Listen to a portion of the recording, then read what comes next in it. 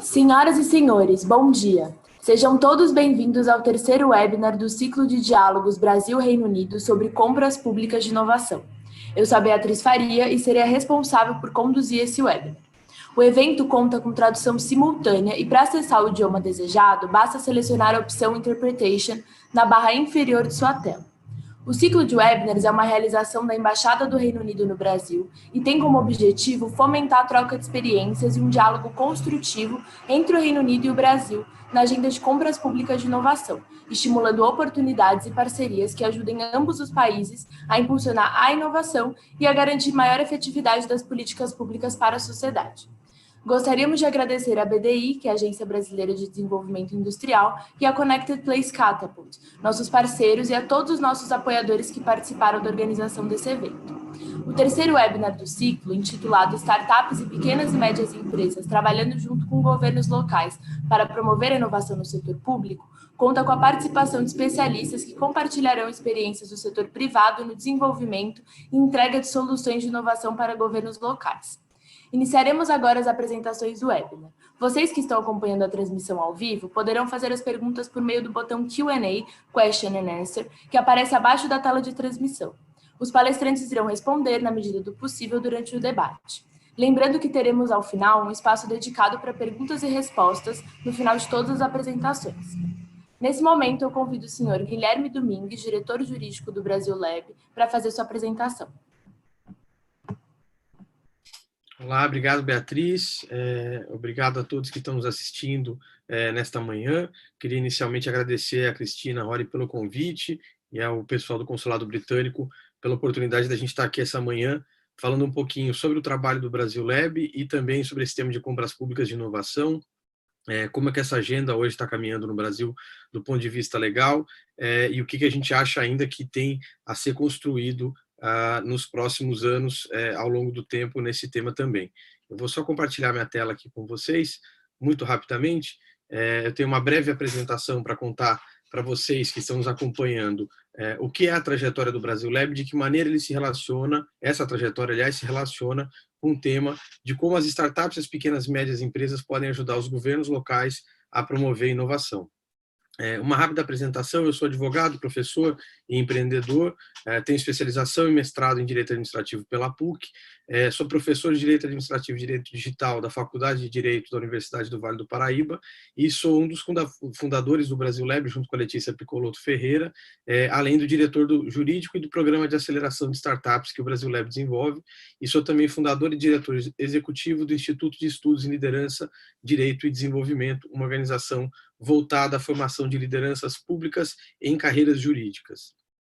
O Brasil Lab é o primeiro hub GovTech do Brasil, ou seja, ele foi a primeira organização dedicada a conectar startups com governos que queriam promover a inovação por meio da transformação digital. Ele foi fundado em 2016 e nasceu com essa ideia de mapear quais eram os líderes públicos no Brasil, especialmente prefeitos e prefeitas, que queriam acelerar os seus processos de transformação digital e adotar abordagens inovadoras nas soluções dos problemas públicos que eles enfrentavam. Ao mesmo tempo, naquele momento que o Brasil Lab foi fundado, em 2016, a gente viveu uma grande crise de confiança, que em certa medida persiste até hoje, entre o setor público e o setor privado no Brasil. Quer dizer, por conta da Lava Jato e do que ela revelou, a gente via muitos escândalos de corrupção e um afastamento, principalmente desses novos negócios com base tecnológica, que são as startups, de tentar vender para governos ou estabelecer parcerias com os governos. Então a gente pensou de que maneira que a gente pode atuar como uma ponte, um conector para aproximar essas duas esferas e com isso fazer com que os governos do Brasil se beneficiassem do alto potencial empreendedor das nossas startups e pequenas e médias empresas. Foi com essa ideia, então, que foi fundado o Brasil Lab. Ele faz um programa de aceleração que é voltado para as chamadas GovTechs, ou seja, as startups que têm uma estratégia B2G, Business to Government. Ela pode já ter uma estratégia B2B ou B2C e quer passar a fazer uma venda para governo e desenvolve, então, essa sua solução B2G. Além de trabalhar essa vertente das GovTechs, como eu falava, a gente entende que os cidadãos no mundo inteiro isso não é um privilégio, uma prerrogativa só do Brasil, estão demandando mudança. E a partir do momento que a gente vive numa sociedade que você consegue pedir pizza, carro, comprar uma viagem, fazer tudo pelo seu celular, é evidente que o governo também tem que estar acessível na palma da mão das pessoas.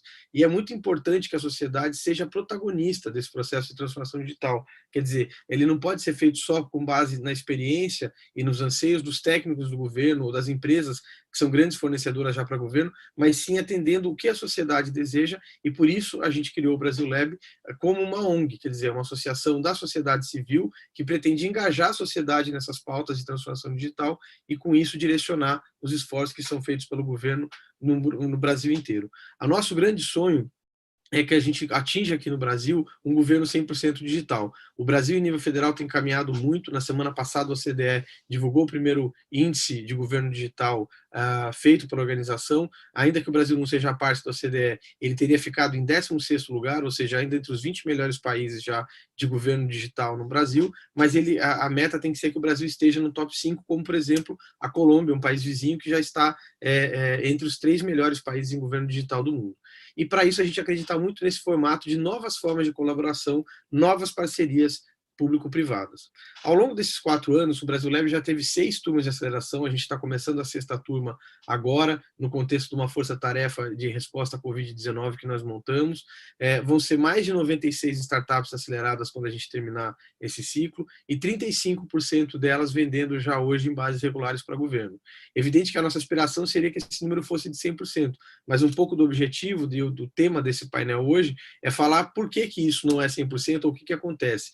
Nesse caso específico, a gente tem desde startups que participaram do programa, mas por diversos motivos acabaram não levando adiante a sua estratégia B2D, até outras que tentaram essa estratégia, mas ela não foi bem sucedida por conta das barreiras legais e culturais que são recorrentes nesse tema e acabaram encerrando as suas atividades.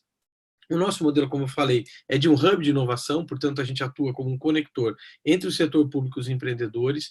Fazemos isso com apoio de uma série de patrocinadores que estão indicados aí na tela para vocês, e da mesma forma com outros parceiros que são instituições e organizações do terceiro setor, universidades, outras prefeituras e níveis de governo, think tanks mundiais, para conectar e trazer conhecimento para as startups que participam do nosso programa de aceleração. A gente tem uma rede hoje de 30 prefeituras parceiras. O que essas 30 prefeituras fazem?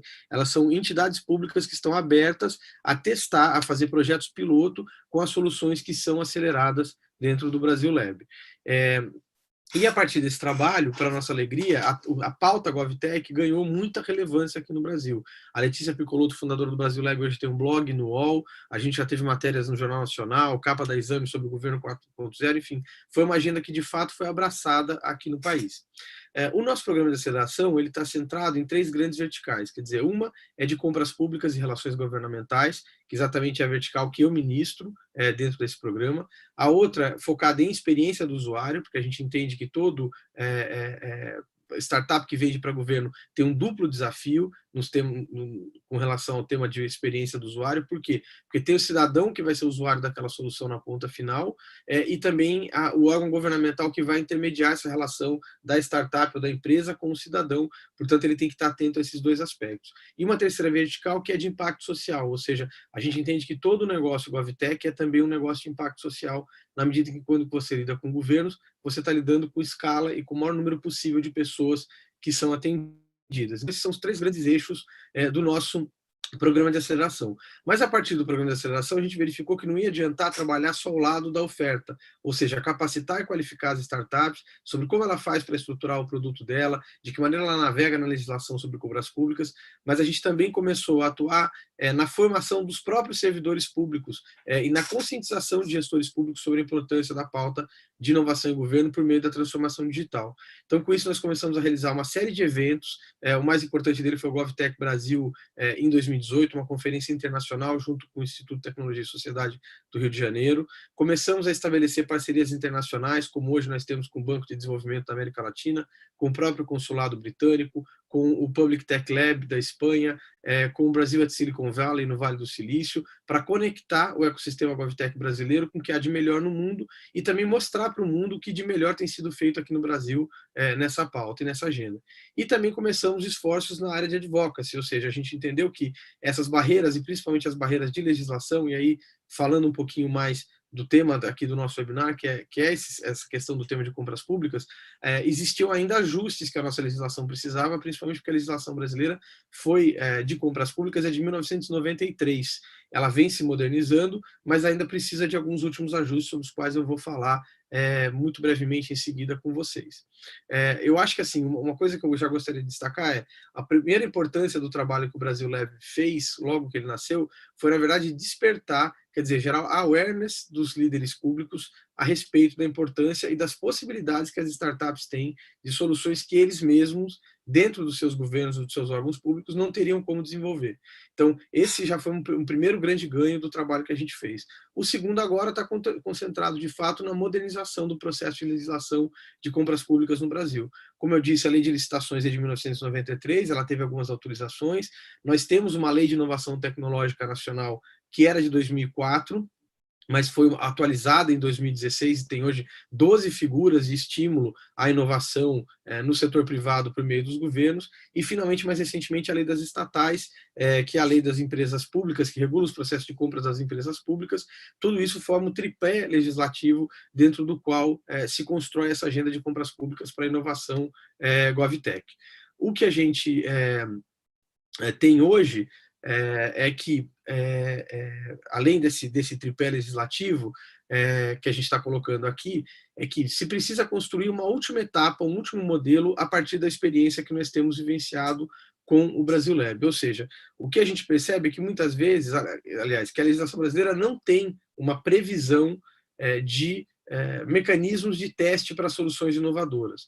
Então, quer dizer, ou o gestor já tem muito claro que ele quer contratar e tem que fazer uma licitação diretamente, ou ele tem que usar outros artifícios legais, como, por exemplo, se conectar com alguma organização do terceiro setor para fazer, então, um acordo de cooperação técnica e aí conseguir rodar esse teste, porque o Marco Civil do terceiro setor permite esse tipo de teste. Agora, dentro da iniciativa privada e dos negócios públicos, das compras públicas feitas por governos, isso não pode acontecer. Nós tivemos uma avalanche de processos de testes, de eventos como o PitGov São Paulo. Vários órgãos públicos brasileiros começaram a adotar essa metodologia dos desafios, que é a metodologia que o Brasil Lab adota também. Nós todos os anos escolhemos as startups em cima de desafios temáticos que a gente faz a partir desse processo de escuta com líderes públicos, mas a verdade é que se você faz um teste hoje no Brasil, você não tem uma legislação que te autorize, a partir de um teste bem sucedido, fazer uma contratação direta dessa solução que foi bem sucedida.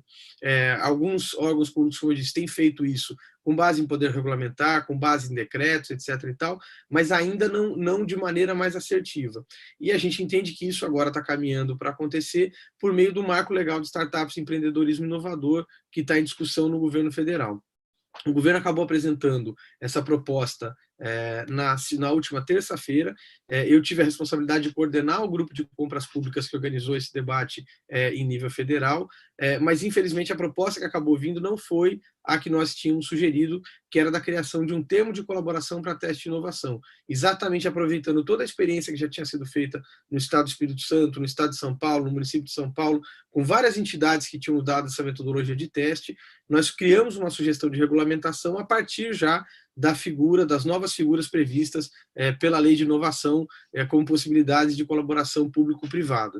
O governo acabou trazendo uma solução hoje, nesse projeto que foi apresentado, como eu disse ontem, no Congresso Nacional, que é um contrato de compra pública inovadora, que tenta, na verdade, criar uma nova modalidade de licitação, mas que também não recebeu um nome, traz algumas coisas da Lei 8666 e outras que ele pretende criar nessa lei do Marco Legal de Startups e Empreendedorismo Inovador.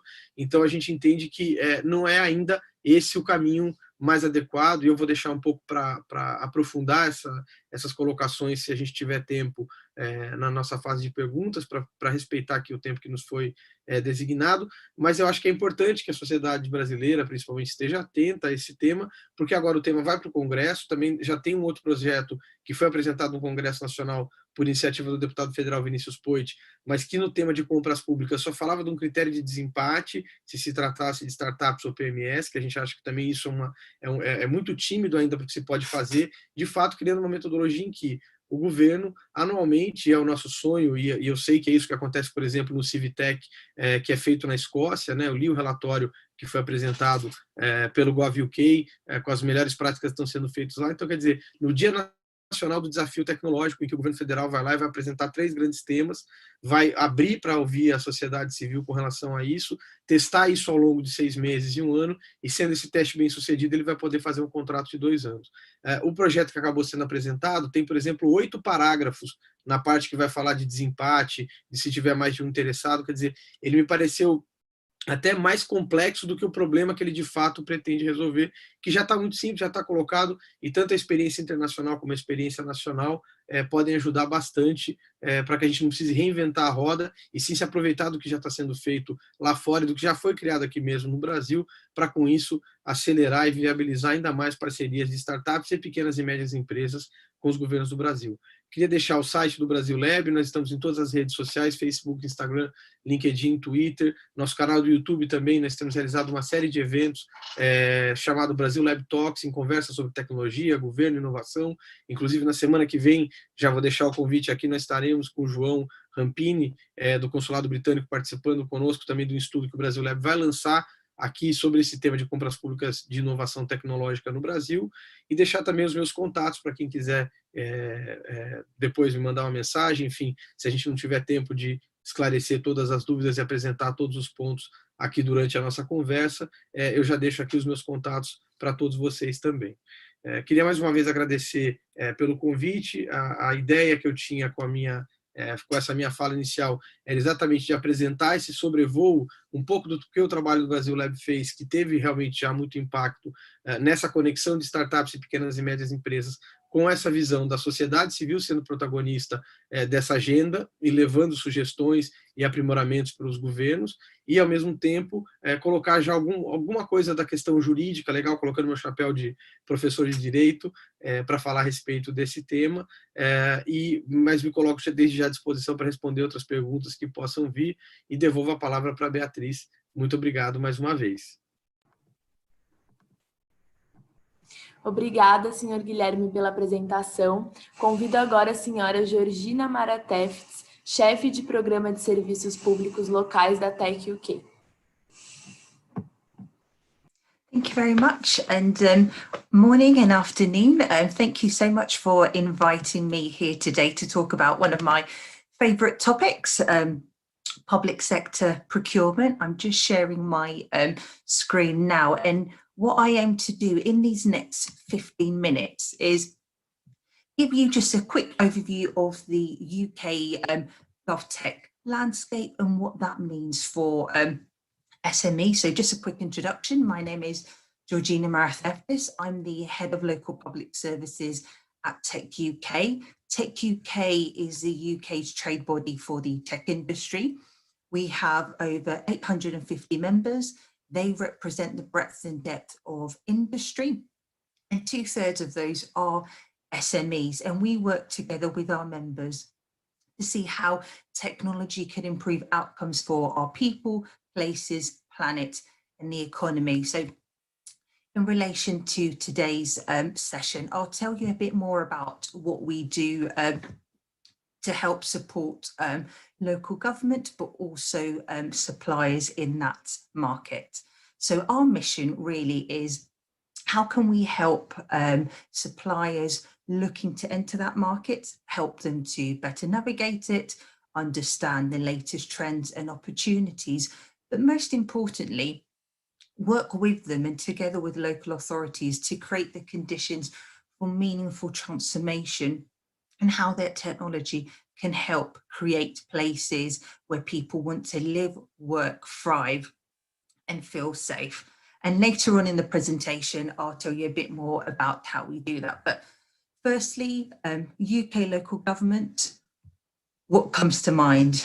Now, these are just some words that our members and local authorities say. I don't mean for it to be overtly negative. There's a mix in there. So we have over 300 councils here in the UK, and they are varied by their structure. So this market can be seen as fragmented, and as a result, it can be seen as quite a challenging market because it's not one single entity procuring. Who do you engage with? Is it the chief digital officer, the finance, the procurement lead, or the elected official? So it can be quite complex, but for me personally, I'm quite biased. I feel local authority is the market where your technology product and service can add real value, and it is very rewarding. Our councils here have hundreds of lines of services, so everything from getting a zoo license to dealing with waste management. The breadth and depth there and the opportunities for technologies to make a real impact to people and places is quite big. So both the challenge but also the opportunity is there. And we are seeing local authorities change their mindset when it comes to digital, moving away from just that transactional to focusing on, what's the outcome it can agenda. And these last few months in the pandemic, nearly every council is working digitally. So the opportunities to do things differently are there, as well as the cultural mindset. Digital is no longer just the responsibility of the IT lead, but also our senior leaders. The pandemic has shown that no senior leader can say, I don't get digital. It's now everyone's responsibility. Now, in this slide, I'll just give you a flavour of kind of the spend in the local government market and what that means for SMEs. I've taken some of these data points through our data partner, Tussle, and they report that direct spend with local government is stuck around 20%, but it is far more favourable when we look at the procurement of emerging technologies, and that has doubled in these last 2 years. And that sounds about right when you think about the legacy IT software that councils have as they move away from that and they explore the opportunities of these emerging new technologies and what that can mean for their services and outcomes. Now, in the UK, we have a department called the Crown Commercial Service, and they manage a number of centralised frameworks, and they have been designed to help support SMEs enter and do well in the public sector market. There are numerous frameworks, and SMEs, depending on their product service, are encouraged to join and be on the relevant one for their product or service. One of the most popular ones is the G-Cloud. If you can see here on this slide, I've got some data of what the spend looks like on G-Cloud. And this is open to any public sector to procure cloud services on. It's still quite dominant from central government. The local government spend is much lower, but the positive is year on year, that is growing. But so these are the, I would say, kind of, the frameworks and what, governments and departments have created to help create a more public sector friendly SME market. And that's, fantastic, but it's not a silver bullet. Innovation is all about culture, conversations, bringing the right people together to focus on, what's the outcome we're trying to solve. But how do local authorities access the latest innovations? And for me, procurement can be the biggest enabler to that. I know in my previous slides, procurement, I've made it come across more as the foe, but hopefully we can reframe the conversation and talk about the positives of procurement. So in these next few slides, I'll be talking a bit more what we as Tech UK and others have been doing to shift the dial when it comes to procurement. And a key part of that is engaging early. If you're talking about innovation when the procurement is already out, it's far too late on that. And that's something that came out of our survey when we surveyed our SME members. They said that without the appropriate early market engagement, they are less likely to respond to the tenders. So firstly, as a buyer, local authority, you won't be able to have as many wide and varied as responses because you are cutting out SMEs. And also, by not engaging early, local authorities can't stay up to date on what the latest innovations and technologies are, as it's a fast-paced market. So how do we shift the dial? And I very much agree with our speaker before. It is all about outcomes and focusing on specific themes and topics. Obviously, there will be some procurements where you are procuring for a solution, but I've heard horror stories and I've been to local authorities where they would open up the cupboard and there would just sit lots of empty kit that they procured, but because it didn't meet a user need, it had no purpose. And we know local authorities are already cash strapped and, you know, this can't go on and this isn't value for money. So what we've been doing at Tech UK is convening local authorities together with the supplier market on problem-led procurement. So together interrogating the challenge and actually understanding, is this the right problem that local authorities are trying to solve? And then looking at what the art of the possible is. So local authorities have the opportunity to access the latest innovations out there, but also suppliers are better able to understand the problem that their public sector partners are trying to solve. And we've looked at everything from children's services, housing, homelessness, prevention, to many more. So this, in a way, acts as that genuine kind of co-design way of working, and it shows that a number of voices are involved. So when the procurement does happen, it's inclusive and it's not alienating any potential suppliers or innovators. So the local authority gets the better result for them in terms of value, but also for the user. But I appreciate that, you know, working in local government isn't the easiest, especially if you're a new entrant or a SME. The appetite is there for local authorities to work with SMEs. They're very much vocal about but their procurement practices often don't match up to that. So my suggestion as well would be thinking about partnering up maybe with a prime or a large company that has that resource and network. So that's another route to market. And at Tech UK, we regularly host Pitch Fest on that, again, on a specific theme to bring together innovators in that market. The next one is on the 5th of November around homelessness prevention. If you're interested in that, do get in touch earlier. So again, that's just another route to market and something to think about. And then as I come to a close, I want to kind of finish on a positive and showcase that local government have evolved when it comes to digital. When we talk about innovation, it's no longer just about websites, as I mentioned, actually doing things differently for them, but also their citizens. And a key lever for that was the Ministry for Housing and Local Government's launch of the Local Digital Declaration, which is a live document with a set of principles and aspirations for public services in the internet age. Local authorities sign up to that. There are currently over 200 signatories.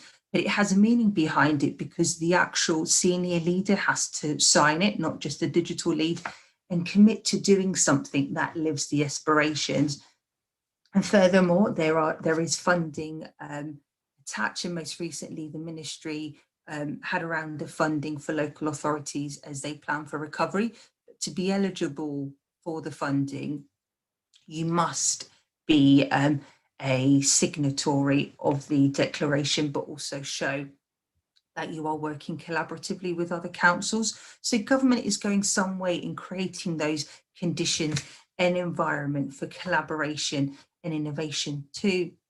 And finally, just to curate some of the great work happening across the local government ecosystem, we have curated a repository of some of those innovations as local authorities, together with their tech partners, have responded to the pandemic. So anything from mass remote working to supporting those shielding and those vulnerable, so supporting those.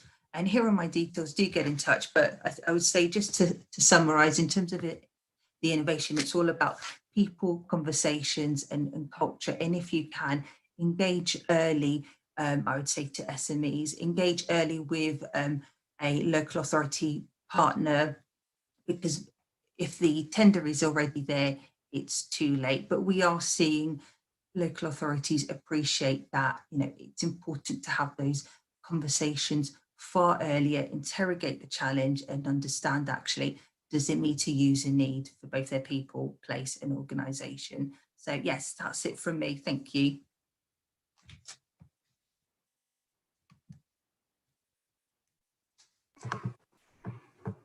Obrigada, senhora Georgina, pela apresentação. Passo a palavra agora ao senhor Gustavo Maia, fundador e CEO do Colab.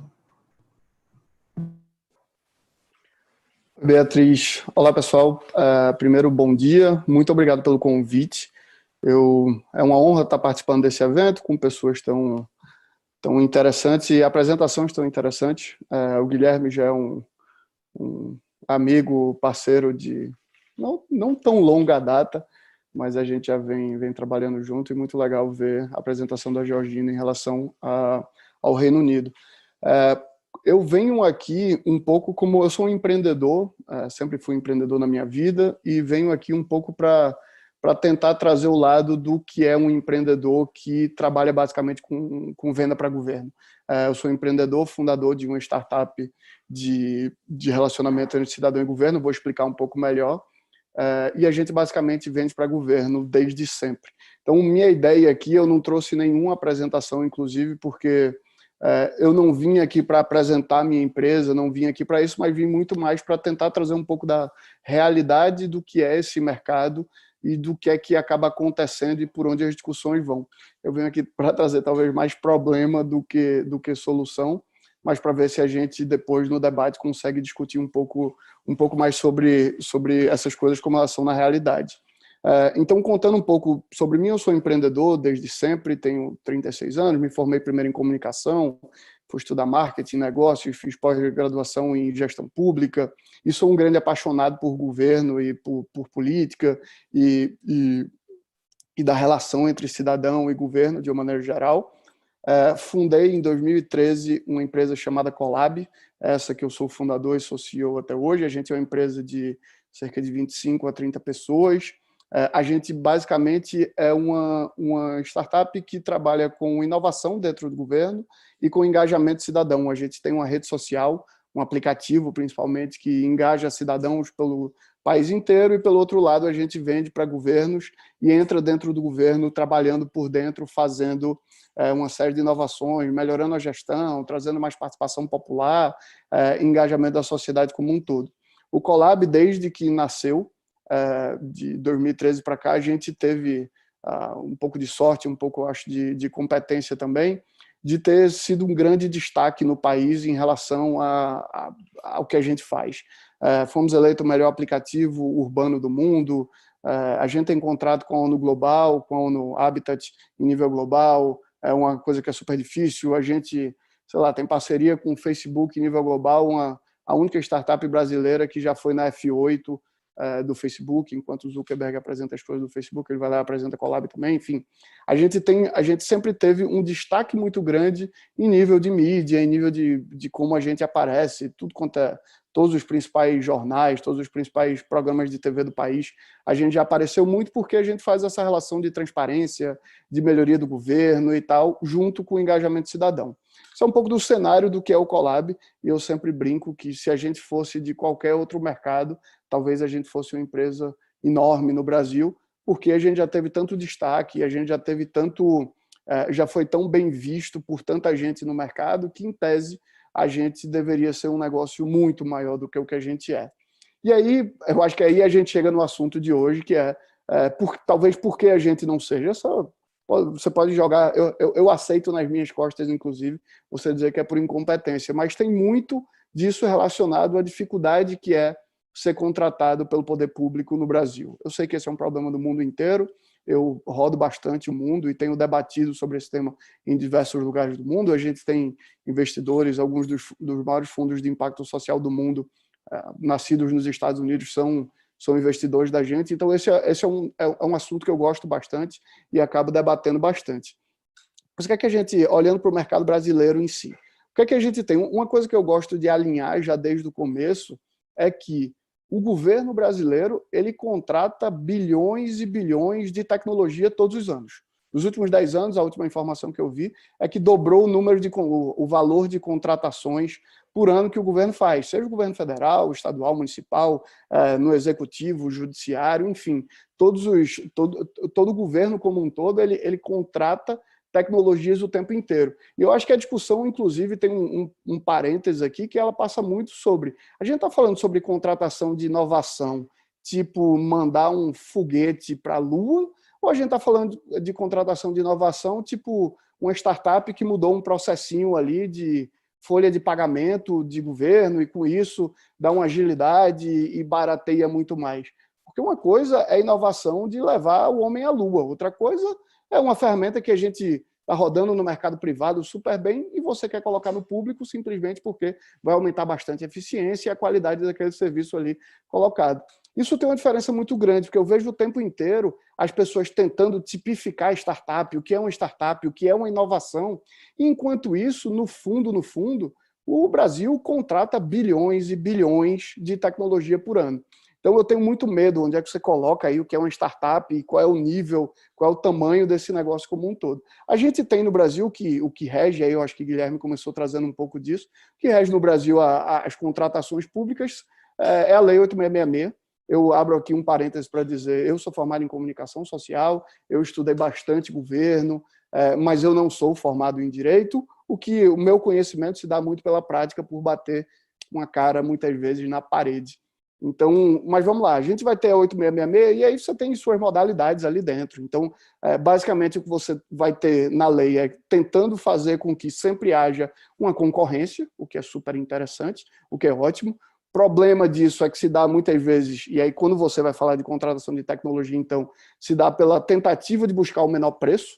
Ninguém nunca vai comprar o melhor aparelho celular, ou o melhor computador, o melhor ferramenta tecnológica pelo menor preço, você vai ter que pagar mais caro, mas você vai pagar melhor. Mas, enfim, você tem esse tipo de concorrência, e aqui tem pregão presencial, pregão eletrônico, que é uma modalidade que veio, inclusive, para expandir isso, que é super interessante. Você tem a mobilidade ainda de concorrência, mas a depender do valor, de carta convite, que é quando ela é abaixo de um valor, basta pedir concorrência basta pedir 3 convites, 3 orçamentos e o governo pode contratar, ou então, ainda quando é um valor super baixinho, tem a dispensa da licitação, enfim, porque, em tese, é um valor tão pequeno que não custa nada, não tem problema não ter a concorrência ali, porque é para coisas mais diretas, mais emergenciais, coisas rápidas, ali o governo vai e contrata. Quando a gente começa a ter, então, essa lei é de 1993, eu não acho que essa lei é o grande problema. O grande problema está mais na interpretação da lei e como as coisas foram acontecendo no Brasil do que a lei em si. A lei ela permite contratar diretamente o que é único, o que é inovador, por exemplo, e ela permite fazer, e ela tenta buscar o máximo de concorrência possível para que, como a gente está falando da coisa pública, para que seja o mais barato e seja, no fim das contas, o que o mercado consegue oferecer de melhor. O que é que acaba acontecendo, então? Como essa lei é uma lei que foi pensada, inclusive, num mundo pré-digital e pré-tecnologia, ela é muito mais voltada a serviços e coisas do tipo, o que acabou acontecendo é que, com o passar do tempo, as licitações em si, as contratações de tecnologia, elas foram batendo em órgãos de controle, os órgãos de controle foram colocando uma lupa ali dentro e vendo e qual é o problema e qual não é o problema. E, basicamente, o que existe no Brasil, quando eu falo assim, o governo contrata bilhões de reais em tecnologia, o que eu estou falando é, eles fazem pregões, eles fazem uma licitação para contratar um software X e eles contratam. O que acabou acontecendo nesses últimos já quase 30 anos? É que as contratações diretas, elas passaram a ter um foco muito maior dos órgãos de controle, com toda razão. Com toda razão. Como podia contratar direto, tinha um monte de gente no executivo e tal, que eles pegavam essa oportunidade e direcionavam ali, vou contratar o meu irmão, que ele tem uma empresa X, e aí eu contrato aqui diretamente, e muita corrupção. Então, os órgãos de controle, o que é que fizeram? Colocaram uma lupa muito grande em cima. E aí, o que é que aconteceu com o executivo? O executivo ficou morrendo de medo de contratar alguma coisa diretamente. Quando a gente está falando de tecnologia, é diferente da gente estar falando de compra de papel higiênico. Papel higiênico, acabou de me vir na cabeça aqui, tá, esse exemplo, mas papel higiênico nada mais é do que, eu vou dizer que o rolo tem que ter 100 metros, ele tem que ter tal largura, tem que ser macio e algo do tipo. Quando você vai falar de tecnologia, convenhamos que não é assim que você faz. Então, primeiro, não dá para ser pelo menor preço, porque você não vai comprar o melhor computador, o melhor iPhone, o melhor telefone celular pelo menor preço, como também quem está sentado no governo, muitas vezes ele não consegue saber o que é a inteligência artificial que vai tratar a folha de pagamento de uma prefeitura ou de um governo, por exemplo.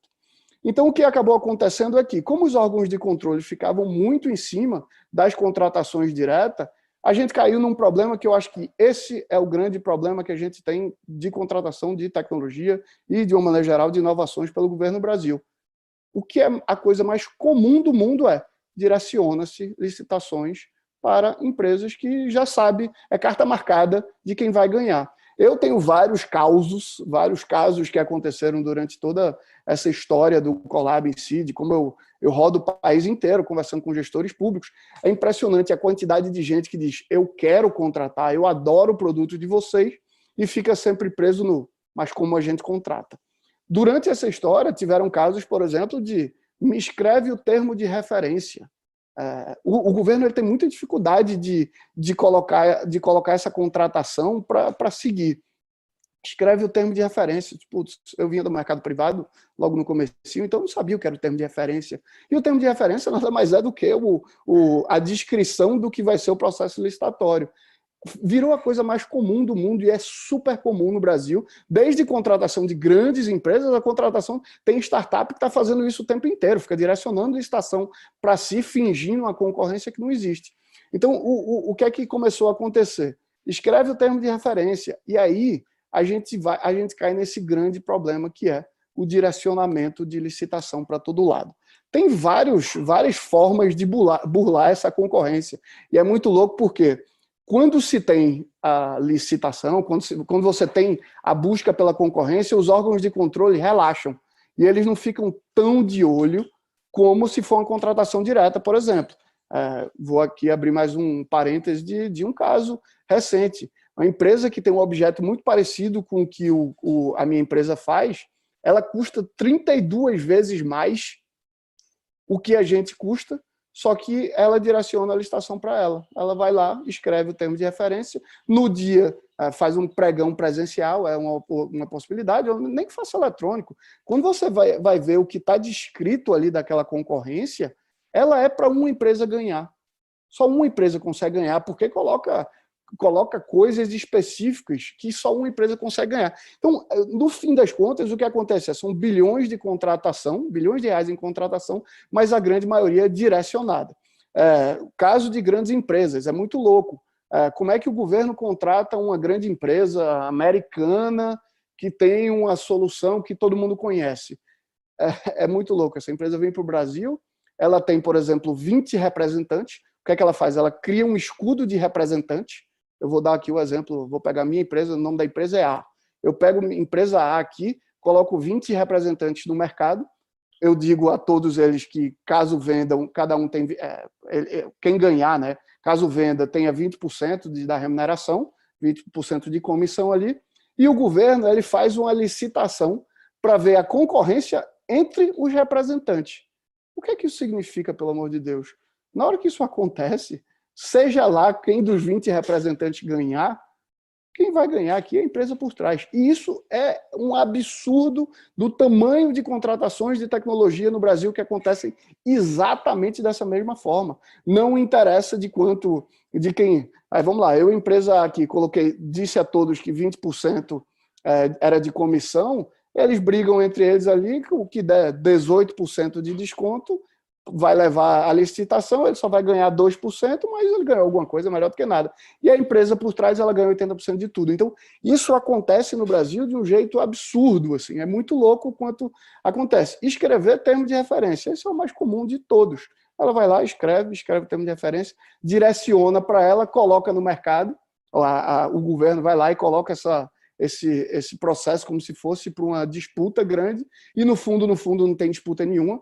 Talvez, e acaba acontecendo muitas vezes, inclusive, está toda direcionada para uma empresa, quando joga isso num pregão, principalmente se for eletrônico, porque tem capacidade de qualquer empresa no país entrar, se ganhar uma que não é aquela primeira lá, direcionadinha, entra um aventureiro e coloca o preço lá embaixo e diz que vai entregar, eles vão e suspendem a licitação, porque não foi a que eu gostaria. E no fundo, tudo que você está fazendo é tentar fugir de órgãos de controle quando não é por aí que deveria ser feito. O que é que acabou acontecendo bastante no Brasil, e é muito louco também de ver. Essas grandes empresas, elas direcionam suas licitações para si, tem um monte, aqui vai um monte de corrupção por trás, aqui é um absurdo quanto devolve-se dinheiro para cá, investe-se na campanha do candidato A, B ou C. É muito triste, na verdade, tudo que acontece nesse cenário. Mas também existem outras formas. Tem startup fazendo isso. Ela pega o termo de referência e ela coloca no site dela.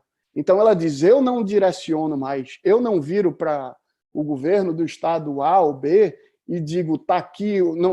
Porque tem gente que escreve o termo de referência e coloca num pendrive e entrega na mão da pessoa lá do governo. Ou então escreve o termo de referência e manda por e-mail escondido, um e-mail pessoal de alguma forma. Nada mais é do que a corrupção pura tentando direcionar a licitação para si.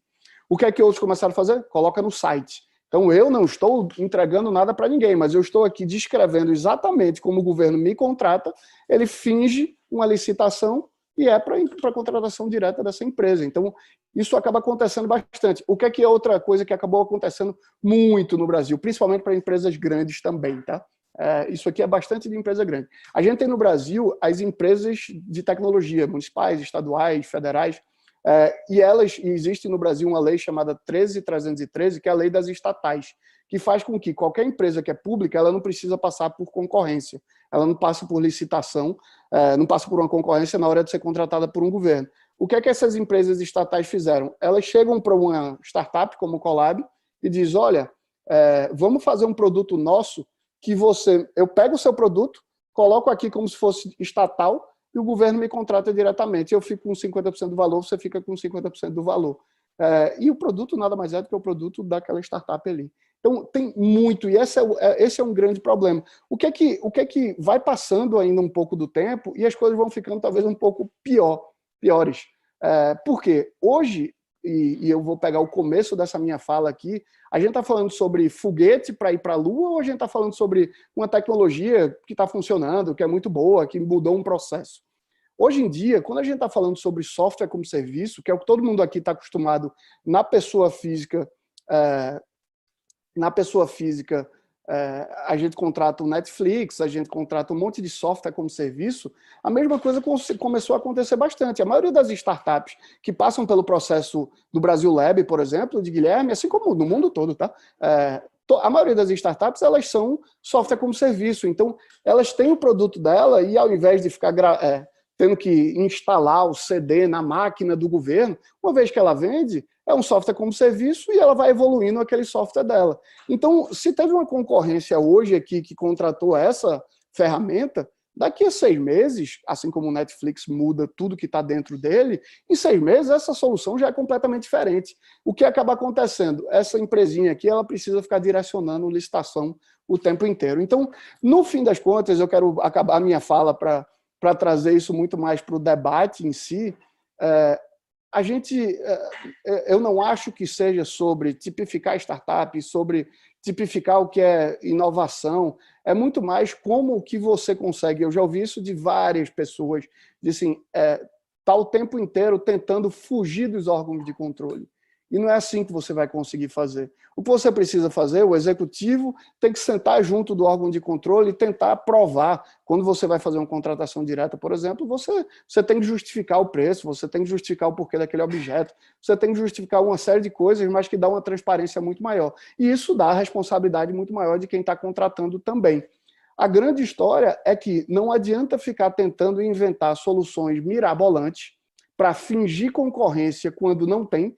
E por mais que você esteja falando de algo que não é, eu quero deixar isso muito claro. Não estou falando que a única coisa que toda vez que for para fazer foguete é uma inovação e aí sim não tem concorrência, e quando é para contratar uma coisa mais simples de tecnologia, aí deve ter concorrência. Não, pelo contrário. Cada dia mais, como isso aqui está sendo tratado como software, como serviço, o detalhe de cada um vai sendo cada vez mais, cada um tem o seu jeitinho. O que acaba acontecendo ou direcionam para a empresa diretamente, é a coisa que mais acontece no mundo. Se você jogar hoje, é bom porque hoje em dia tem muita solução disso, né? Você pega o objeto do contrato de uma empresa numa cidade e você busca naquelas ferramentinhas para ver os termos de referência e você vê que tem mais 100 outras empresas, ou 100 outras cidades copiando aquele termo de referência, inclusive com erro de português igual, assim, o que nada demonstra que apenas que aquela empresa está direcionando as licitações para ela, aquele governo finge que está fazendo a concorrência, aquela empresa ganha e ela vai evoluindo assim. Enquanto a gente, do mercado, as empresas em si não verem que esse é um grande problema, e os governos também não verem que esse é um grande problema, a gente não vai conseguir solucionar esse negócio, a gente não vai conseguir ter as contratações sendo feitas de forma idônea. A gente vai continuar fingindo que existe uma tentativa de mudança, quando, no fim das contas, o que vai acabar acontecendo é que vai todo mundo preso. Então, essa é, desculpa, a minha fala ser um pouco do lado muito menos de legislação em si, muito mais da vida como ela é, mas eu acho que é a forma que eu melhor posso agregar num debate como esse. Me coloco totalmente à disposição para perguntas, enfim, para depois a gente debater. Abraço.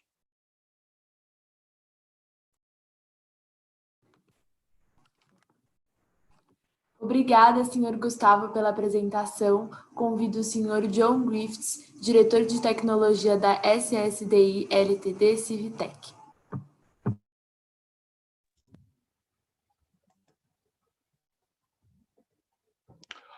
Right, I'll just share my screen. Thank you.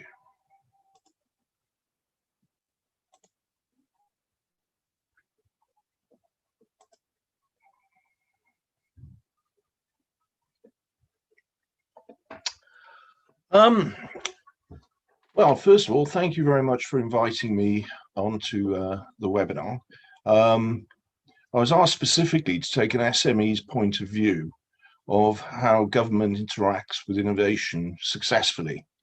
And for this, I've taken our recent challenge, which we were eligible for and won, the exploration stage of something called Civtec. And Civtec is quite unique. It's a government organization which, should I say, a government challenge, which basically takes in requirements from people in companies in Scotland, which they believe are difficult to solve. They supply some money for it. In this case, 2 weeks for £5,000 for 2 weeks. And 3 companies are asked to actually work with the client and actually come out with a 3-month accelerator program to create a minimal viable product. So it's the government putting money in, so the company doesn't have to improve a problem that they have, and it may be in government, but it may be elsewhere, even in the private sector, and to address a challenge. The challenge we addressed was challenge 8 this year. It was infection control in caring environments, so they became safer for everyone who lives, works, and visits them. And it was in conjunction with a large housing association called Eldon Housing Association, based in Scotland, in a very rural environment. And they wish to use IoT, Internet of Things. They wish to use the LoRa network, which you may or may not be aware of, low power wide area networks. But in Scotland, they've adopted the LoRa Alliance standard and put the network all over Scotland, meaning that costs relating to data transport for IoT data is very, very reasonable. And CivTech put the two government agencies, IoT Scotland and CivTech, got together with Eldon Group, and we applied for this, and we were successful to be one of the 3 companies to go and actually participate in the exploratory stage. So who am I?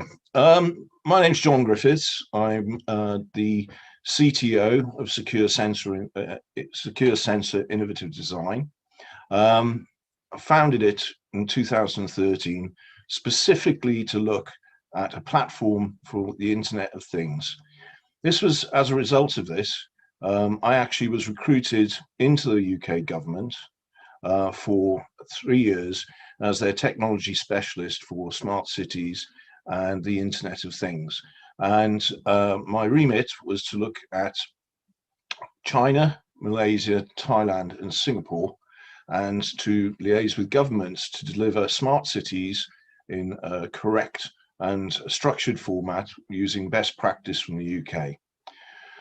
To date, my biggest success was I designed, along with the Thai local government, Smart City Phuket, and that has been voted on as one of the most successful outside of Japan smart city environments in Asia. As a result of my work in government, when I left government to return back to my company as CTO, I was then taken on for 1 week a month as the regional consultant for smart cities and IoT for Asia for Savills. They employ about 27,000 people, and I reported to the board on major projects, most of them, not many of them, less than $500 million US. But before that, I had another spell in government. It was as technology specialist for the Welsh Government, and I did that for 13 years. And I built the internal structure for data centers in Wales, and eventually ended up as the health specialist, but I'll go into that in a minute.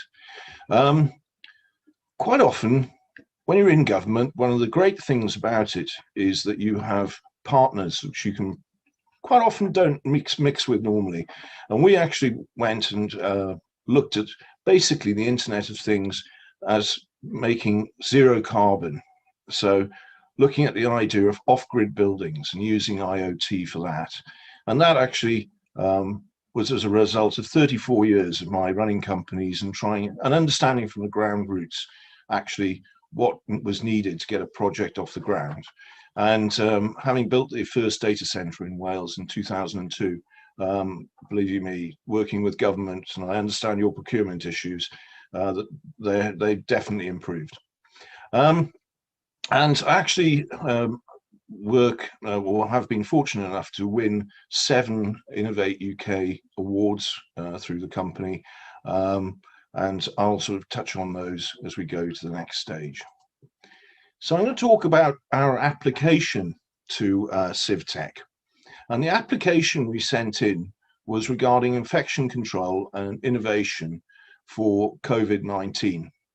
And we thought the best way of infection control was to make sure you pick up the person who's ill quickly, and you have to do that on a very large scale. So we had another project which we worked with the Glasgow government called the Can Do Challenge, and we had created a system sensor which didn't use Wi-Fi, didn't use cameras, and didn't use wearables, but we could detect a fall using thermal imaging. So we thought we could take the temperature of an individual from their actual eyes while they're watching television, and then if it went up suddenly, we could then also analyze the cough that came to see if it was a COVID type scenario. That would trigger a very rapid voice call to a call center, also run by our software as a service, and would immediately start the actual process of isolating the individual and the ones around them. We used 5G technology in the form of LTE-M, LoRaWAN, which is our IoT transport mechanism, and standard voice over IP to do this. And we thought that's a pretty good solution. We can pick up people in care homes, even in their own home.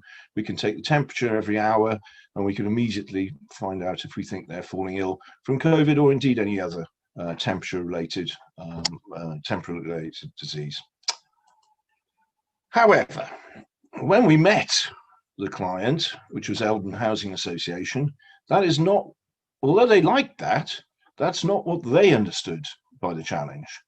Their understanding of the challenge was accountability for people who actually have come into contact with another person to have used the correct protective equipment, or indeed actually address them correctly, in order to make sure that the disease didn't spread. And they wanted an IoT solution for that, which came as a bit of a shock, really, because that wasn't what we understood by it. But this is the nature of the CivTech Challenge. You have 2 weeks of deep negotiation with the people to actually get what they want. So in this case, we used our hardware engineers to develop a Bluetooth low energy hardware module which linked to LoRa, so that basically we could link it to the track and trace functions of the current Scottish Government app. So how did this work in practice? Well, we called it Safe House Shield. That's the one thing most people forget, is you've got to actually name something first of all.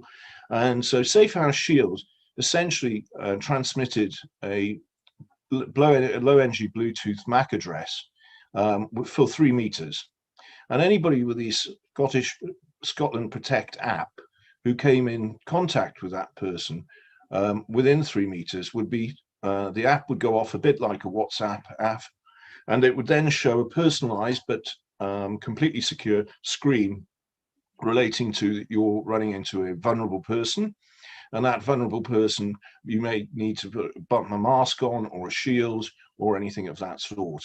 What would then happen is the user of the app and the user of the shield would then transmit their GPS location, time and date to a secure environment, and if required, this could be pulled back for track and trace purposes, though there was a lot of GDPR personal security issues with that.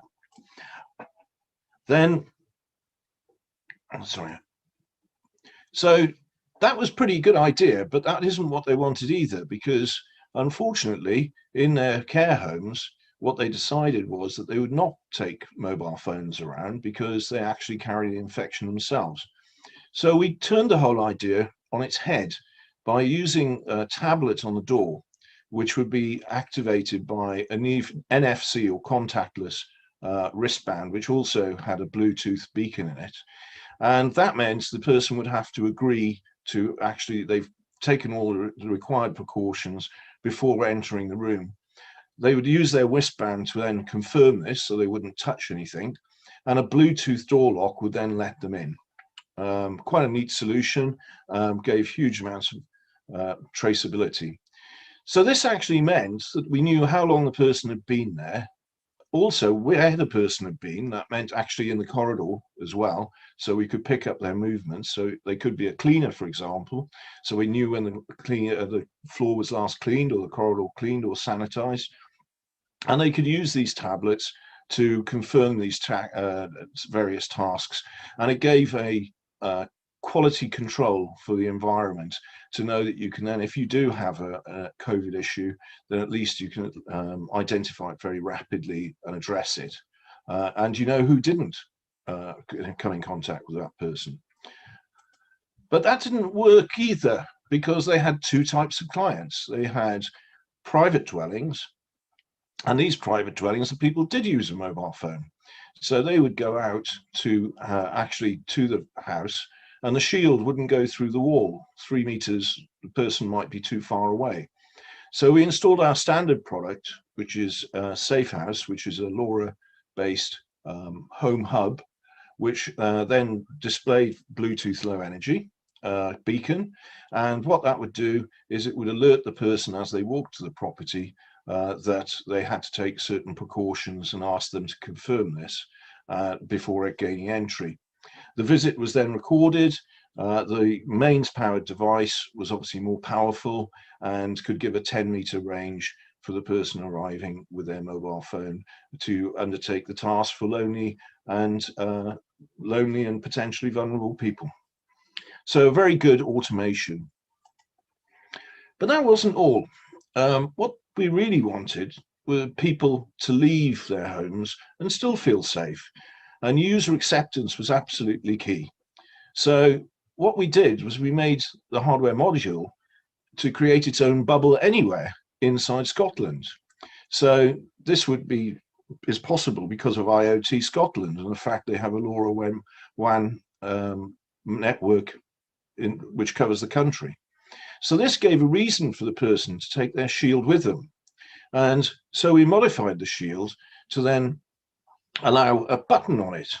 And this button would then actually supply a GPS location, which alerts the call center there was an issue, the individual needed assistance, and they would then have the mobile phone number of the individual, and they would phone it back. And if they had no answer, it doesn't matter where the person was, didn't have to be in their house, it could be anywhere. They would then escalate the call as they would normally in a telecare situation, and then they knew the location and the time that the person pressed the button, so making an effective way of addressing the issue they had. So finally, user acceptance was absolutely key, and we needed to work with our sponsors for that. There had to be a reason for this person to actually want to use it. And basically, rather than being stuck in your own house and isolating, you could go out and continue a normal day with people actually not being a threat. They would be known if they came close to you, and you'd feel safe. Hence, you take your shield. It'd be convenient, very small device, and it would have 12 months of battery life. It would also be relatively cheap at £40, so what, $50 US, and be recyclable. You would replace it every year. It would be recycled for about $30 US. It could be built into anything. It could be a badge, a pendant, a pocket, a handbag, or whatever. But it also had uses as an asset tracker, where, for example, wheelchairs may go missing, and therefore you would pick up the wheelchair where it was, and it would report back when it moved and give you an up-to-date position. Designed and maintained in Scotland, which was a big thing for the Scottish government. If you didn't do that, they weren't going to give you any money, that was for sure. And it was accountable and tracing via the current infrastructure that government had already invested in. That made it really speedy to roll out and very attractive to the minimum viable product, or MVP as we now know it.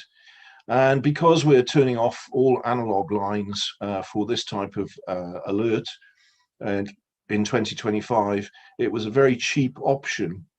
They have 128,000 people who use telecare in Scotland.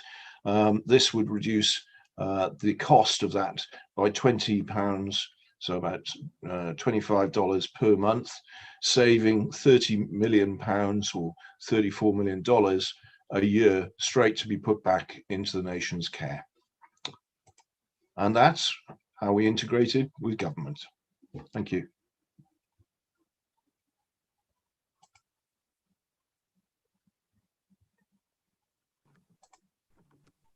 Obrigada, Sr. John. Nesse momento, daremos início ao bloco de perguntas e respostas. Lembrando que vocês estão acompanhando a transmissão ao vivo e poderão fazer as perguntas por meio do botão Q&A, Question and Answer, que aparece abaixo da tela de transmissão. Para iniciar nosso debate, convido o Sr. Guilherme Johnston, chefe de parcerias globais da Connected Place Catapult, para fazer a moderação junto aos demais palestrantes. Bom dia a todos, boa tarde para quem está no Reino Unido. Obrigado, Beatriz, e obrigado também a todos os palestrantes. Acho que foi muito interessante as colocações, né, de todos. A gente teve umas experiências, né, diversas, tanto de organizações, né, que facilitam essa parceria entre as startups, SMEs e os governos locais.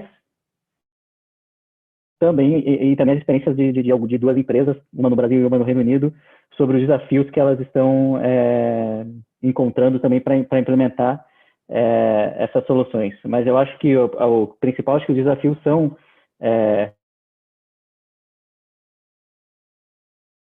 como trabalhar, né, com o setor público. Isso, acho que isso é comum em todos os países, tanto no Brasil quanto no Reino Unido. O Reino Unido tem feito muito para tentar mudar isso.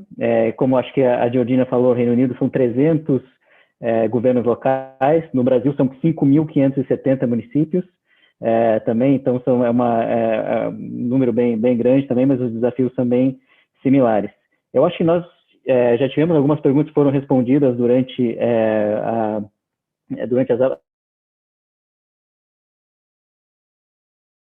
interessante sobre essa questão, né, de transparência, mencionou essa dificuldade, né, de aumentar a participação de empresas diferentes no acesso às licitações. Então, talvez a gente poderia começar um pouco discutindo sobre esse tema, talvez a experiência um pouco do Reino Unido, não sei, o John também, que ele trabalhou já tanto no governo quanto em SMEs.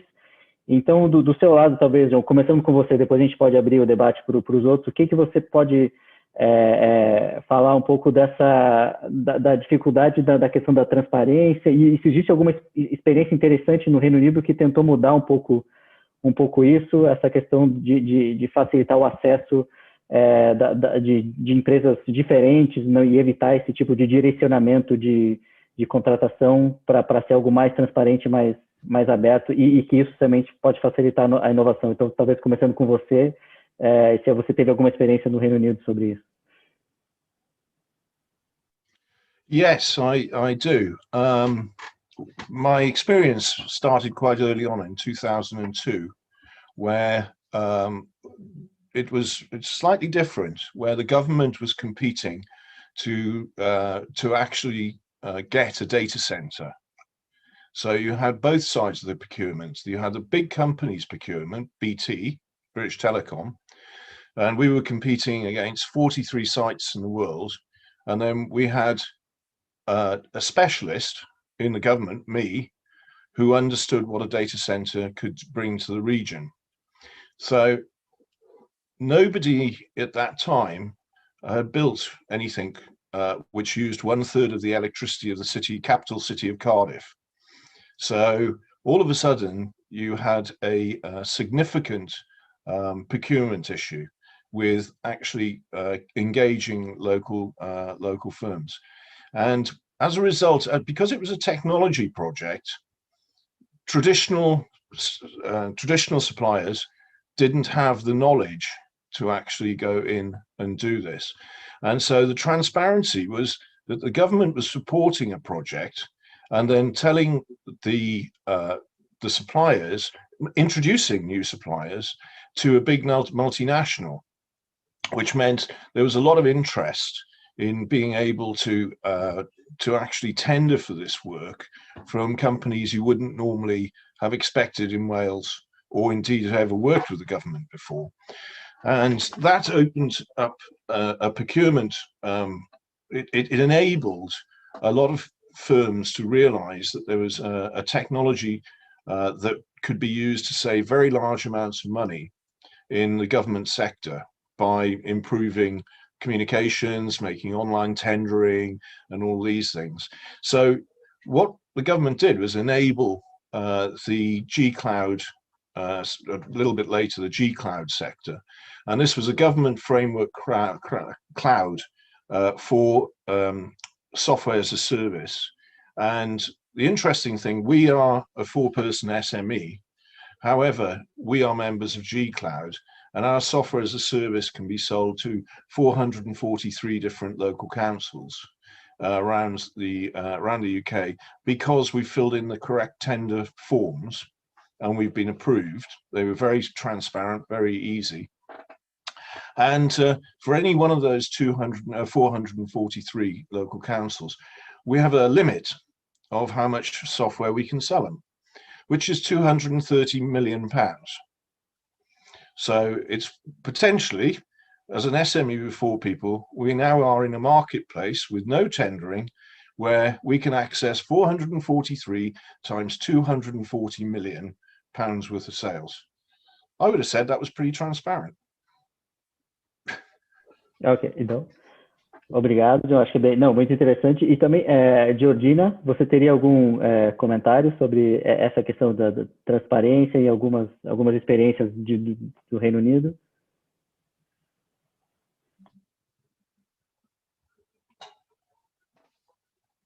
Yes, I would just say, building on John's point around transparency, particularly for public sector organisations. So local authority in this case is being better at sharing in advance what their pipeline is. And that's crucial for SMEs, not only in terms of when we used to get that face-to-face time, how it's that virtual face-to-face time, but allowing SMEs who often don't have the resource or time to plan in advance. So if there is a short kind of turnaround tender, the likelihood is they won't respond because they won't have the resource or maybe that specific knowledge to respond then and there. But if they have that transparency in terms of knowing the pipeline, this is what's coming up, they can better prep for that. So yeah, that's kind of some of the feedback that we've heard from our SME members. Ótimo, não, obrigado, Georgina. E acho que até complementando, a gente recebeu uma pergunta aqui da Thaís, acho que é bem na linha que eu também estava pensando, né? Então, como para lidar com essa dificuldade de licitações, por onde a gente deve começar? Então, é uma questão na legislação ou é uma questão comportamental? Então, talvez, Guilherme, você pode começar e depois eu passo a palavra também para o Gustavo, porque eu acho que isso é uma questão interessante aí para a realidade brasileira também. Com certeza, Guilherme. Obrigado aí pela pergunta da Thaís, a Camila também, que está acompanhando com a gente, as mais de 80 pessoas aí que eu já vi que participaram da transmissão. Eu acho que é aquela pergunta um pouco do ovo da galinha quando a gente fala disso, porque uma coisa não anda dissociada da outra, no sentido de o que veio primeiro, o ovo ou a galinha? Quer dizer, o que a gente tem que mudar primeiro, a legislação ou a mentalidade, a cultura nesse tema de compras públicas de inovação? O que eu vejo é que a gente precisa menos de ajuste na legislação e mais de ajuste, com certeza, comportamental, que a gente chama de desafio adaptativo de mentalidade, como o Gustavo falou até na fala dele. Quer dizer, uma primeira coisa existe uma certa presunção no Brasil de que se você faz uma contratação direta, essa contratação tem algum tipo de corrupção envolvida ou de favorecimento envolvido, e o Gustavo deu vários exemplos de situações em que você, tendo um processo de compras públicas, esse processo pode ser fraudado, pode ser direcionado de outras maneiras. E aí, nesse sentido, o que eu acho é que a tecnologia que pode ser um elemento muito chave para ampliar essa transparência e melhorar esses processos de compras.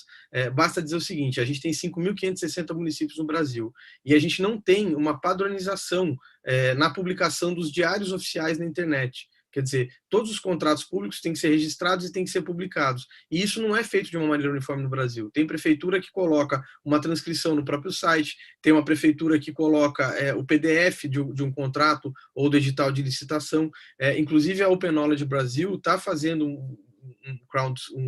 um financiamento coletivo, né, um crowdfunding, para criar um projeto que vai exatamente usar robôs para fazer uma base de dados unificada com relação aos diários oficiais do Brasil.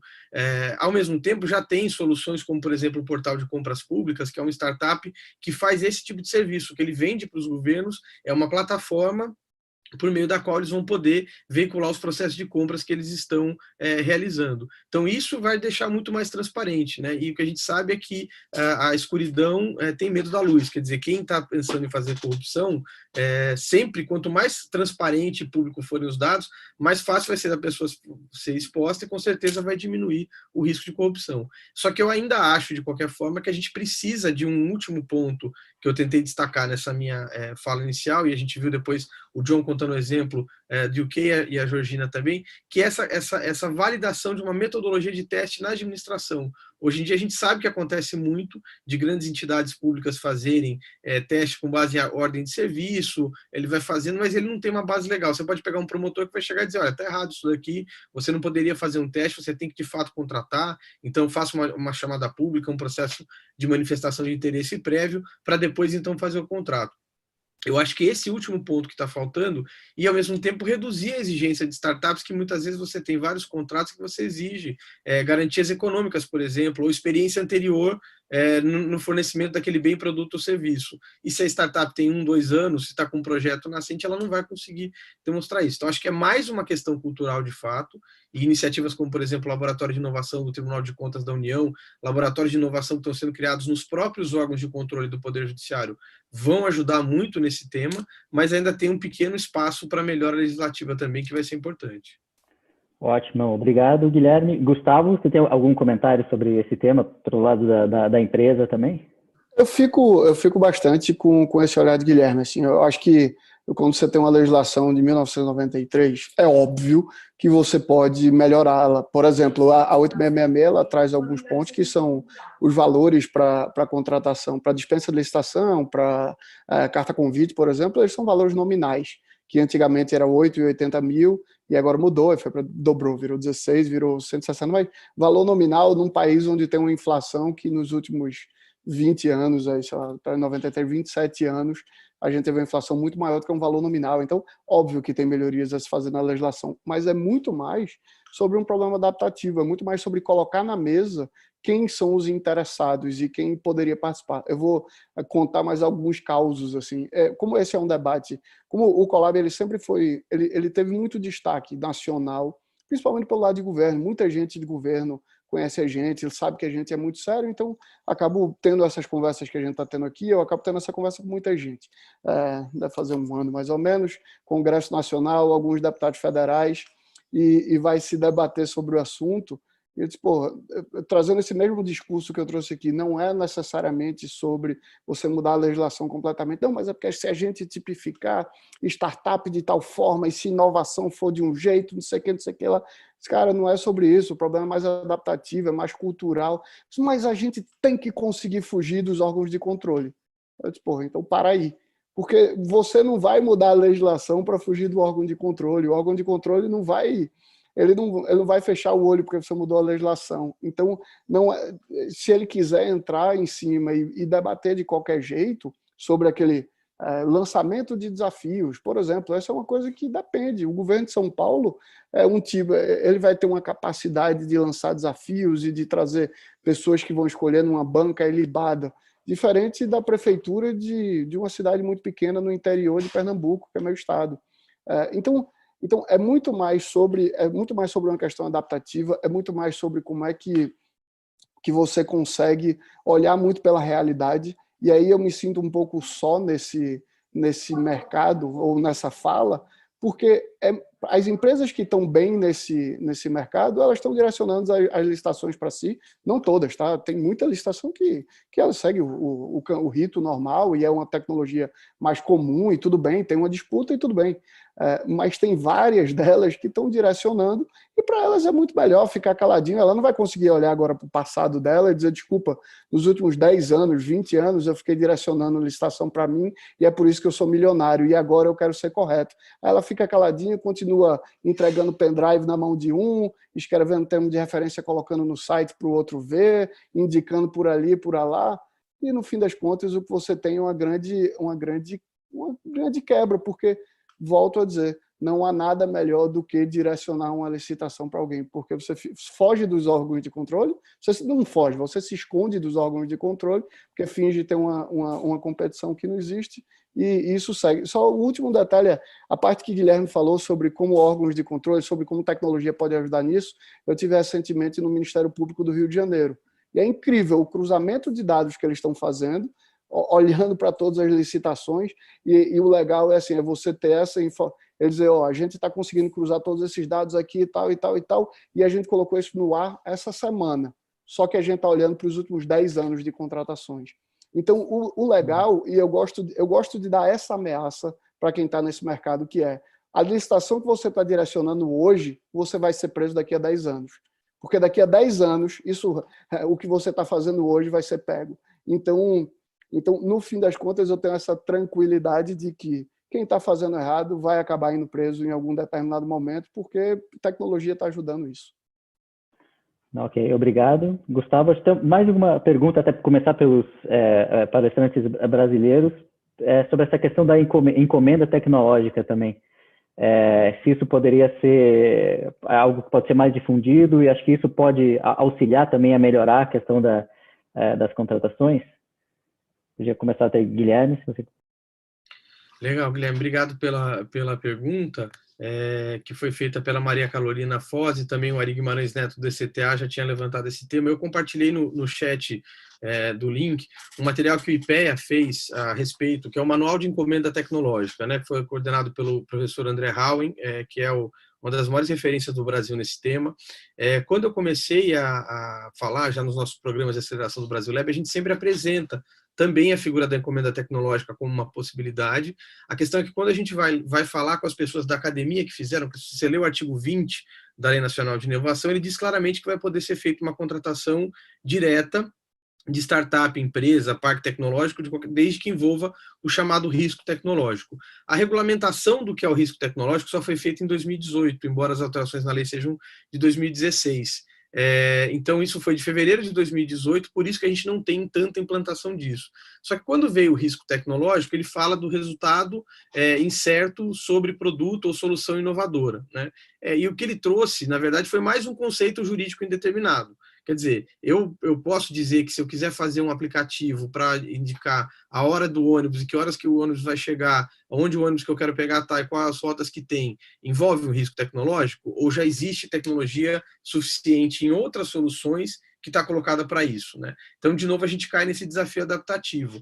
Eu, fazendo a leitura fria da lei, entendo que a encomenda tecnológica é sim um caminho para esse tipo de contratação de solução para startup. Mas é como o Gustavo bem colocou lá no começo, tem coisa que é rocket science, que é realmente uma contratação muito inovadora, então eu quero revolucionar a forma de gestão de processos administrativos ou processos digitais ou comunicação entre governo e cidadão. E tem outras coisas, outras soluções que as startups e pequenas e médias empresas têm, que é mais do dia a dia da administração pública mesmo, e está mais próximo de se fazer as contratações regulares, sendo que talvez o desafio maior é o da contratação do software como serviço, porque você tem uma limitação para fazer contratos de no máximo 2 anos, que podem depois ser renovados por até 5, mas mesmo renovação já não é um critério interessante, então por isso que a gente volta para esses pequenos ajustes de legislação para aprimorar. Mas resumindo, para responder objetivamente sua pergunta, ela é um caminho, mas eu não acho que ela é o melhor caminho, porque eu acho que as startups e PMEs que elas têm feito são soluções para problemas mais recorrentes, que permitem um outsourcing, quer dizer, uma terceirização para a administração pública, com questões mais simples que podem ser usadas, contratações também mais simples e mais rotineiras. Agora, para novos processos muito inovadores, com certeza, ela é uma grande porta de entrada. Perfeito, não. Obrigado, Guilherme. Algum outro comentário, Gustavo, do seu lado? Eu me sinto 200% contemplado com o que o Guilherme colocou. É uma coisa é muito bom para rocket science da vida, mas a gente tem que falar muito mais sobre o que vai ajudar o poder público de uma maneira geral em coisas muito simples que estão aí, que é o que revolucionou o nosso andar de carro, que revolucionou o nosso pedir comida em casa, fazer supermercado. A administração pública ele tem o mesmo tipo de desafio e a gente está preso numa coisa muito mais antiga. Então, é uma ótima solução para coisas incríveis, para rocket science, para coisa do dia a dia, eu acho que não é por aí também não. Ok, obrigado. Algum outro comentário, Georgina, John, sobre esse tema da inovação tecnológica, pelo que foi discutido aqui na realidade brasileira? Yeah, so I'd like to say something. I think the biggest revolution in government procurement in the UK has been since framework agreements were enabled. Framework agreements are essentially the ability for government organisations to pick from a catalogue of approved suppliers for equipment. And if you got onto the framework agreement, and the framework agreement is an open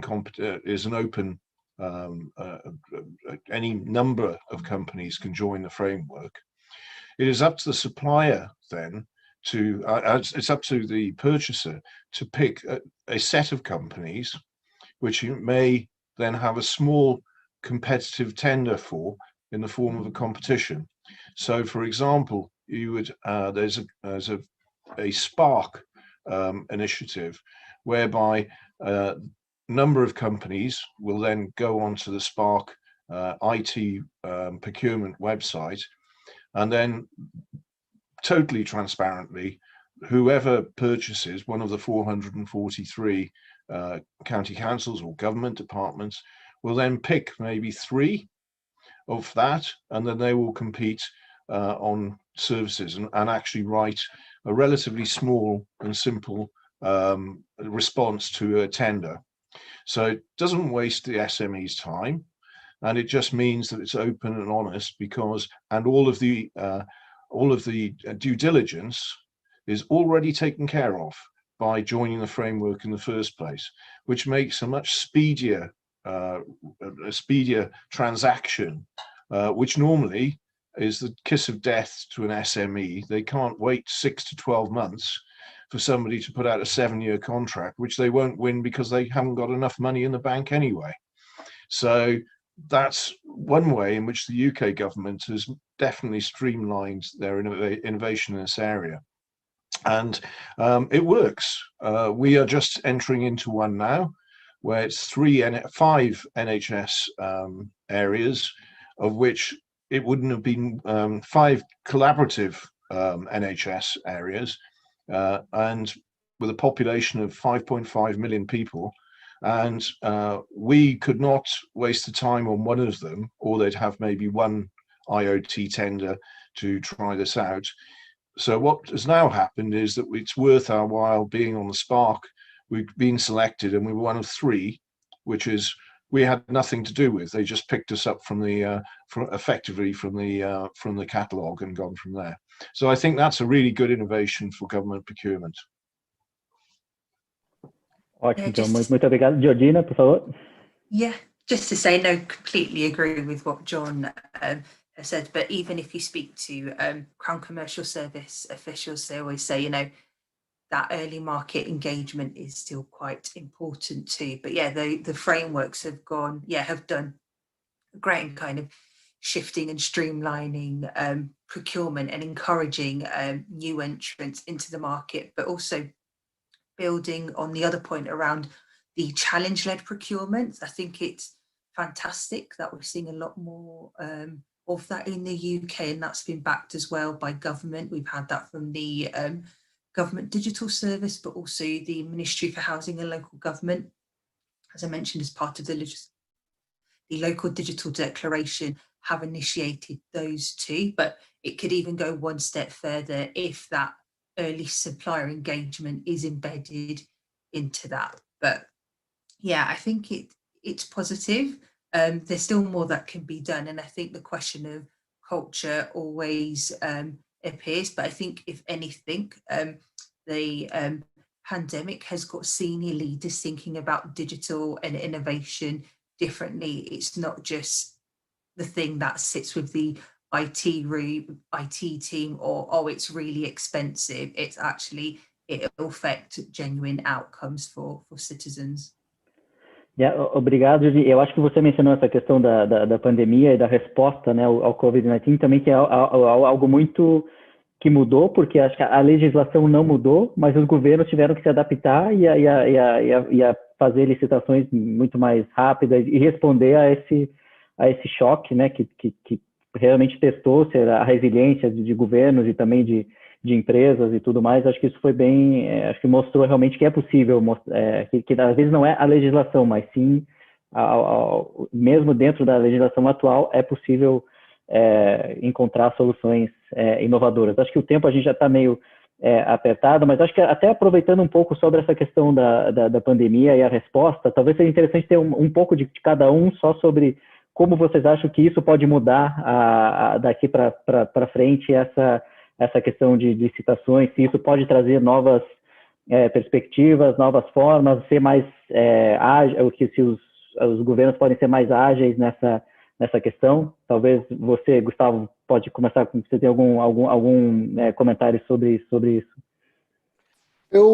É bem desafiador, Guilherme, quando eu fico pensando assim sobre a mudança que acabou ocorrendo, e a gente vê até os resultados que acabaram acontecendo no país de escândalos de corrupção acontecendo em vários lugares. Eu particularmente, e até eu não sei se ficou claro para todo mundo, mas o Colab é uma empresa que é contratada por governos pelo país inteiro. A gente é contratado diretamente. Eu acho que não é o jeito que a gente conseguiu fazer, não é um jeito fácil que outras startups que acabam de surgir, isso seja tranquilo. A gente precisou ralar muito para conseguir chegar nesse aspecto, e o que acabou acontecendo agora na pandemia é que facilitou-se bastante contratações diretas por conta do período emergencial. Abre-se a emergência, então o que acaba se tornando, por um lado, positivo, porque você tem uma série de contratações sendo feitas, mas é isso, você sai, é uma corrida meio que de louco, que acaba tendo um monte de corrupção em cima, órgãos de controle batem em cima, e talvez fique ainda mais forte essa questão de que não dá para contratar diretamente, é muito difícil contratar diretamente porque as pessoas são corruptas. Num país onde a corrupção não está no governo, a corrupção está no governo, está na empresa, está na pessoa que exerce pequenas corrupções. Então, enfim, eu acho que é complexo analisar, principalmente se você for olhar assim, foi super positivo. Não acho que é super positivo, agora é só uma opinião bem pessoal. Guilherme, você tem alguma opinião sobre esse? Eu acho que a pandemia, ela, né, se a gente falava que antes de transformação digital, digitalização de governo era tendência, ela virou um imperativo, né? Agora você vai ter que reduzir contato entre as pessoas, aglomeração, então, quer dizer, é um must-do, tem que fazer, isso é irreversível. A gente fez, como eu comentei rapidamente na minha apresentação, uma força-tarefa em resposta à Covid-19 do Brasil Lab, quer dizer, são 2 turmas de aceleração extraordinárias que a gente abriu nesse segundo semestre, de soluções que iam desde a área de educação, como a árvore de livros, que era exatamente para fazer como as crianças vão poder ler usando tablets, agora que elas estão sem acesso às bibliotecas das escolas públicas, ou, por exemplo, o Shopping do Cidadão, que faz atendimento público e online, né? A gente teve um problema no pagamento do auxílio emergencial aqui no Brasil, que só revelou, por exemplo, também a questão do tema da identidade digital, que é uma agenda que a gente precisa avançar nesse pós-Covid. É o que o Gustavo disse também. A gente teve uma elevação do limite de dispensa de licitação no período da pandemia aqui, aumentou-se o valor para contratação direta, que também é um tema que a gente vem falando. Talvez a melhor mudança da legislação que podia ser feita era que contratos até R$50 mil, por exemplo, podiam ser feitos sem licitação.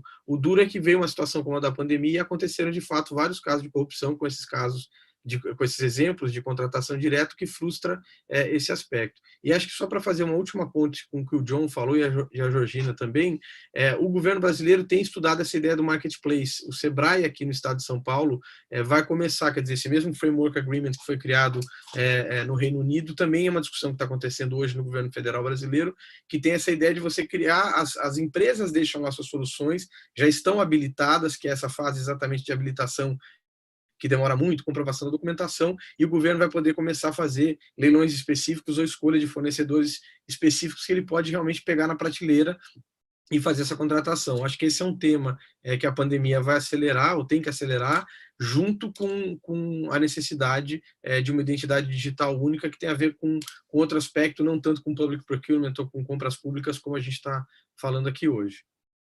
Quem quiser, aliás, conhecer essas soluções, é só visitar o site do Brasil Lab, brasilab.org.br, que a gente tem todo o portfólio lá e muito do que foi feito nessa força-tarefa da Covid-19. Obrigado. E até porque o John, na apresentação dele, foi até uma resposta, né? O Covid-19, uma solução a isso. Então, seria bom só ouvir para o lado do Reino Unido também, se vocês têm alguma visão de como isso está mudando, se isso vai trazer alguma nova perspectiva para a área de compras públicas no Reino Unido que pode ser útil. Yes, I think the rapid onset of the COVID issue produced a knee-jerk reaction in government to fire, in many ways, in the old saying, ready, fire, aim.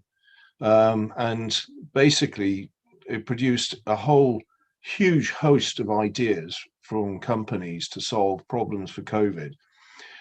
We have a specific innovation program called Small Business Research Innovation Program, which is a contract research and is funded by government to solve a problem. And they use that particular contract method because it's agreed by the European Union to ask for COVID-related solutions. What actually happened was, rather than the 400 people or companies who would apply for that on a typical SBRI procurement, 48,000 companies applied for it. Now, the speed of turnaround was 4 weeks. Now, the problem with that is the person with the best PowerPoint presentation going to win? And the answer was probably so.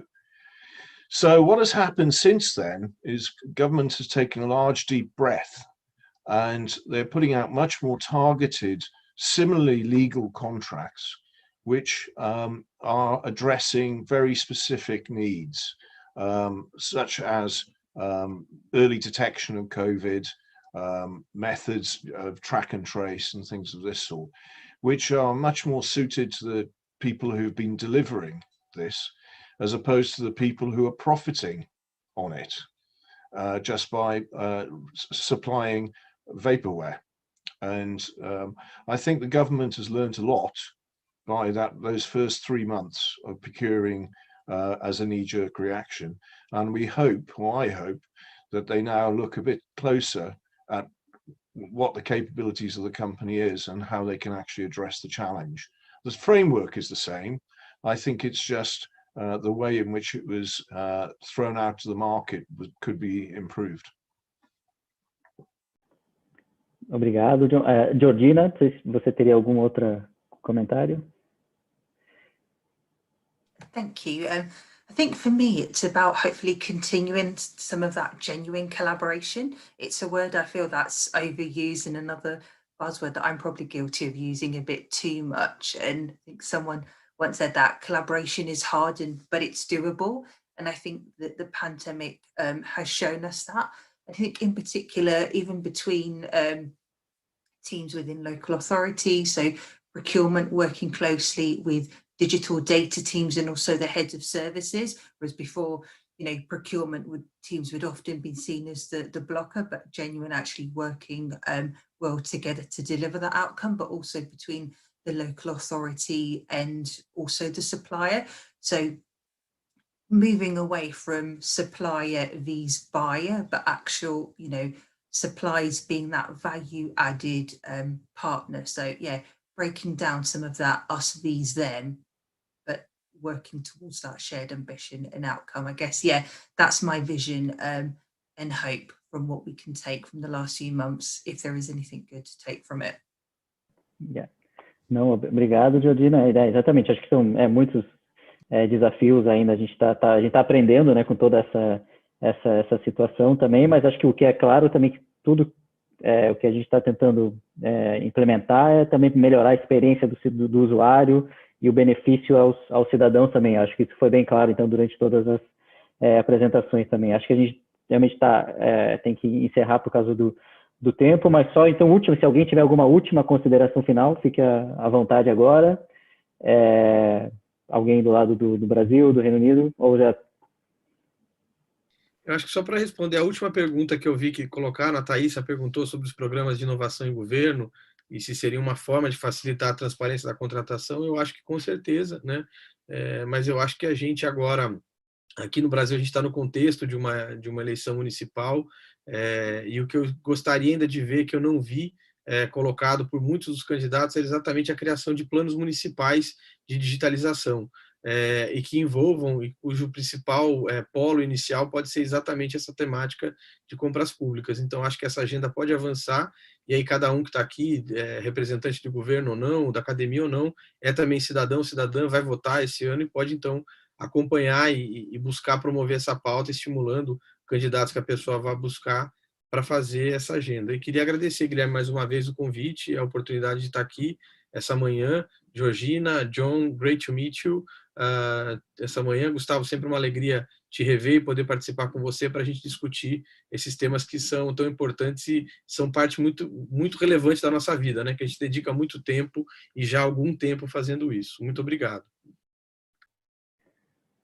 Não, obrigado a todos mais uma vez, acho que foi ótimo o debate. Então, nós também aqui da Connected Places, Catapult aqui no Reino Unido, a gente trabalha muito forte essa questão da inovação em compras públicas, como facilitar esse processo também, e é um pouco o que a gente está aqui para isso, para facilitar melhorar o mercado, tanto do lado da oferta e também da demanda da cidade. Então, acho que isso está muito alinhado com o que a gente está desenvolvendo também. Então, gostaria mais uma vez agradecer a todos, acho que acho que a gente tem mais um debate daqui a 2 semanas também,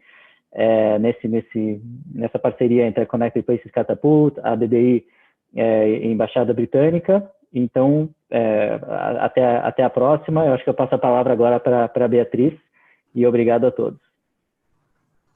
Senhoras e senhores, encerramos nesse momento o webinar sobre startups e PMEs trabalhando juntas com governos locais para promover a inovação no setor público. Agradecemos a participação de todos os palestrantes e de vocês que nos acompanham neste palco virtual.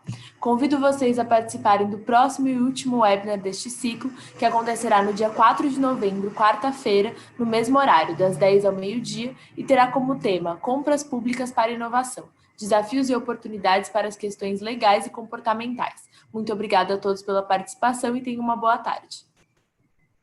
Tchau, gente. Thank you.